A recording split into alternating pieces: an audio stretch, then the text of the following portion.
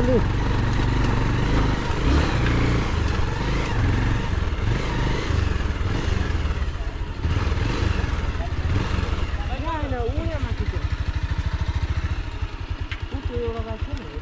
आछि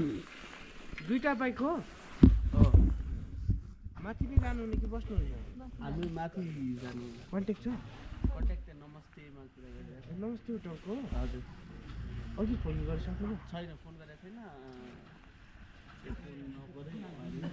पहिला पनि आउनु भएको थियो पहिल्यै नै आएको उति हो नमस्ते टाउको दाइको घर चाहिँ बाइक राखेँ त्यहाँ राख्नु नि तर पूजाको सामान चाहिँ ल्याउनु भएको चाहिँ यहीँबाट लानु पर्छ